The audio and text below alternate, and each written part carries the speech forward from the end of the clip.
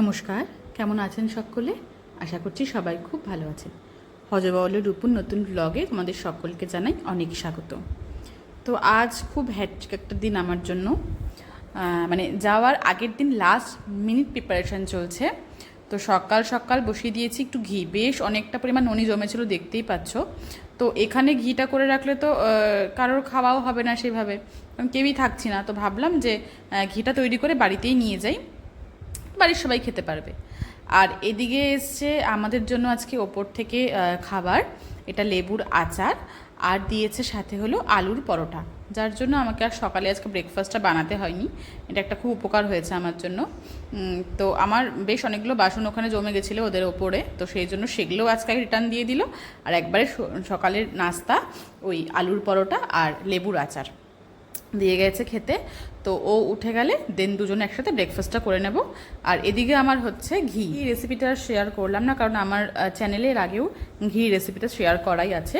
আর এখন খাবারটা বেড়ে নিয়ে দুজনে মিলে খাওয়া দাওয়া ব্রেকফাস্টটা সেরে নিই, কারণ তারপরে প্রচুর আজকে কাজ আছে, রান্নাবান্না তো আছেই, সাথে লাস্ট মিনিট যেগুলো গোছগাছ থাকে সব কিছু করে দেন কালকে আমাদের ট্রেন, তো যেতে হবে।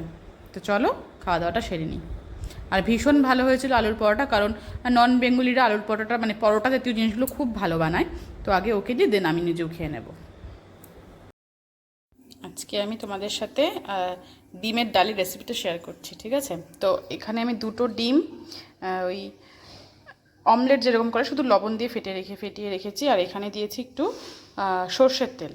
তো এটা এখন আমি এখানে দিয়ে দেবো। যেভাবে অমলেট করে আমি ঠিক সেভাবেই করবো। হ্যাঁ, আমি অমলেট ভেজে নেব।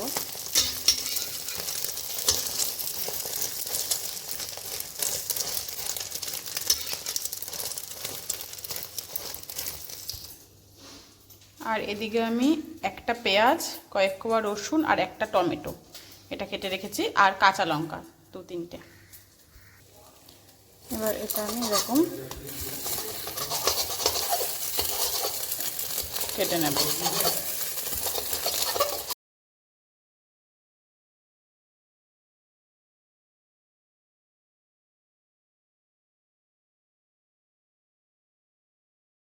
আর এবার কড়াইতে একটু সরষের তেল দিয়ে দিচ্ছি আবার। দেন তেলটা গরম হয়ে গেলেই দেব আমি একটা শুকনো লঙ্কা,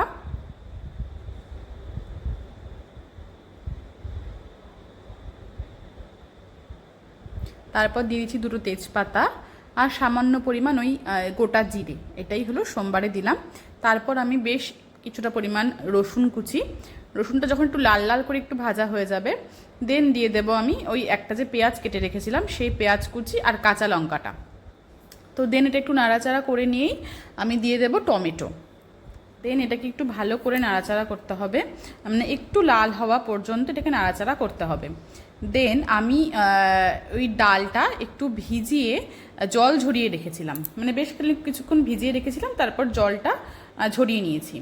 এবার যখনই এটা একটু লাল লাল করে ভাজা হয়ে যাবে এই মশলা বলতে ওই পেঁয়াজ টমেটো কাঁচা লঙ্কাটা, তখন আমি ডালটা দিয়ে দেবো। আর ডালটা দিয়েও বেশ বেশ মানে অনেকক্ষণ প্রায় নাড়াচাড়া করতে হবে। আর দিতে হবে লবণ আর হলুদ। তো লবণ হলুদটা দিয়েও বেশ অনেকটা পরিমাণ নাড়াচাড়া করতে হবে, যাতে সেই হলুদের যে স্মেলটা, কাঁচা একটা স্মেল তো থাকে হলুদের, সেই স্মেলটা যেন আর না বেরোয়, সেরকম অবধি তোমাদের মানে ভাজা করতে হবে। বেশ অনেকক্ষণ ধরেই ভাজলাম, ঠিক খিচুড়িতে যতটা পরিমাণ ভাজতে হয় ঠিক সেরকম।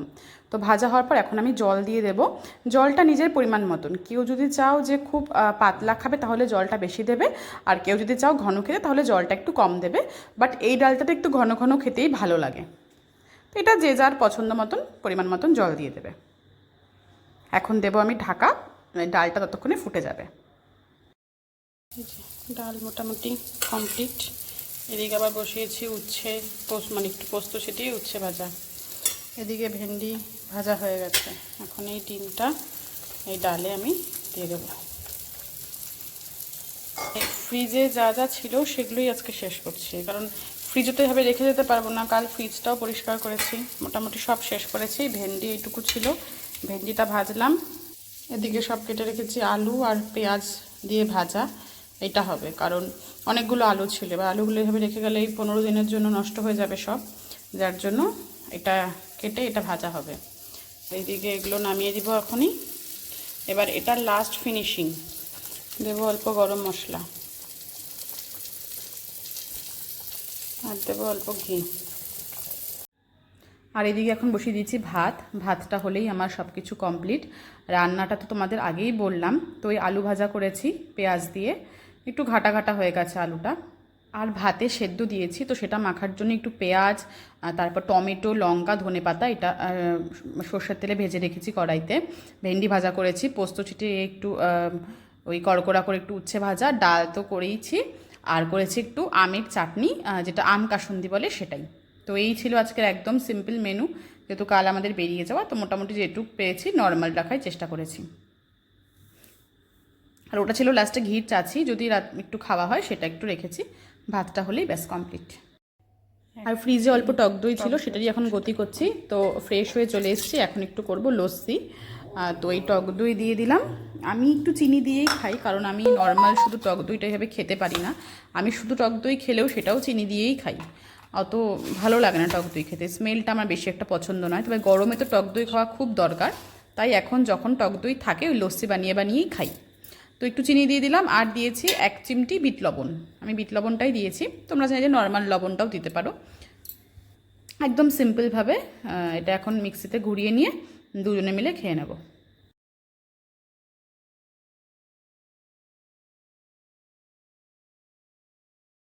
বসে গেছি প্যাকিং করতে। ও তার আগে তোমাদের দেখাই আমি কালকে কী কী নিয়ে আসলাম। তো সবার আগে দুটো কুর্তি দেখাচ্ছি। এই একটা কুর্তি, এইরকম একদম সাইড কাটা নর্মাল। এটা এনেছি আমি আমার দিদির জন্য, এই কুর্তিটা, ঠিক আছে। এটা এনেছি আমার ননদের জন্য, এরকম কুর্তিটা, এরকম একটা হাতা,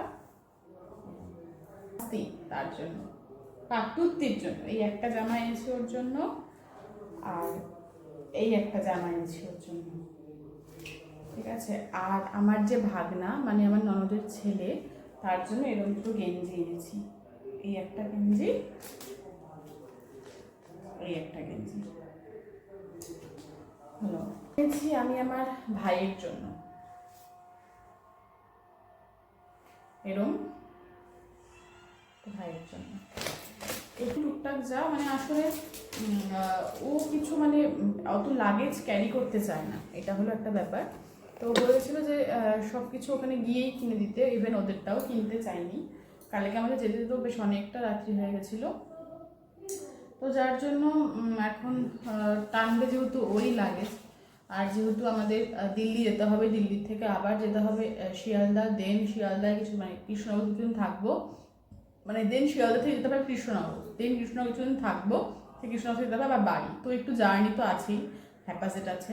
তো যার জন্য মোটামুটি এইটুকুই, যে আমরা যতটা পারছি লাগেজ বলেছে কম করতে, যতটা লাগেজ কম করা যায় সেই মতনই। তো দেখি কতটুকু কি নেওয়া যায়। তো চলো প্যাকিংগুলো সেরে ফেলি।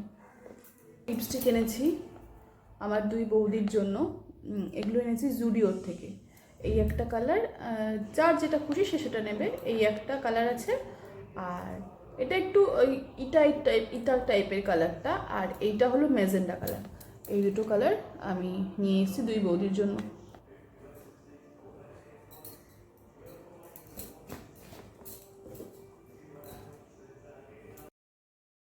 যেটুক বাকি আছে সেগুলো প্যাকিং করে নিই, রাত পোহালে বাড়ি। তো আজকের ভিডিওটা এই পর্যন্তই থাকছে। কেমন লাগলো ভিডিওটা অবশ্যই কমেন্ট করে জানিও, ভালো লাগলে like, comment, share and subscribe করে দিও। নেক্সট ব্লগে খুব শীঘ্রই দেখা হচ্ছে তোমাদের জন্য। আজকের মতন বাই।